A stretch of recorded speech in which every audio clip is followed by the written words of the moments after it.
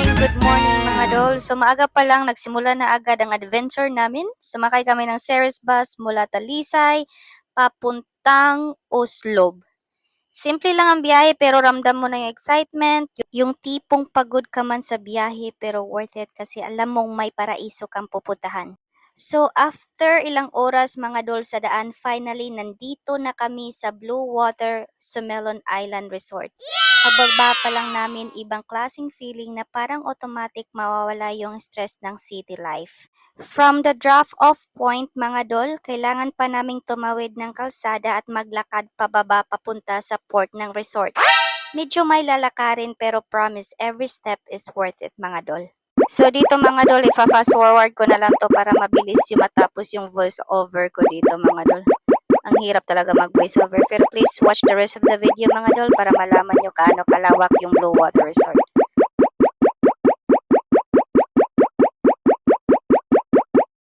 So finally mga dol, nakaabot na rin tayo sa baba ng resort at tinawag ako ni Kuya Guard at tinanong niya ako kung may booking ba ako through online.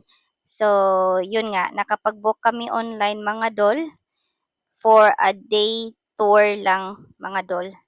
So, day pass lang yung babayaran namin, hindi kami mag-check-in. So, yung day tour pala mga dol, binayaran namin is 1,800 per head mga dol. So, sa Dios is from 8 o'clock to 3 p.m. mga dol. Meron ka ng free rides on scheduled boat transfer to and from the Bangkogon mainland. And weekdays mga dol, magsaserve sila with set lunch with 1 round of drink, free upgrade to lunch buffet if available. Then weekends naman mga dol, joining lunch buffet with free flowing juice drink from 11 a.m. until 1 p.m.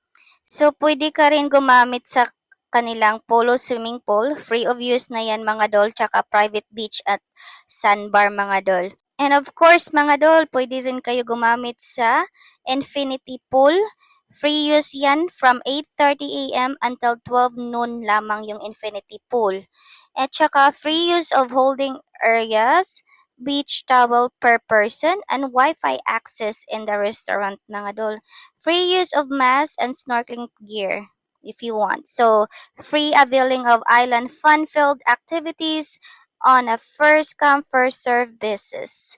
So, what are you waiting for? Mag-book na kayo sa Blue Water Sumelon Island Resort. See you mga dol sa ating next video, part 2! Thank you for watching mga dol!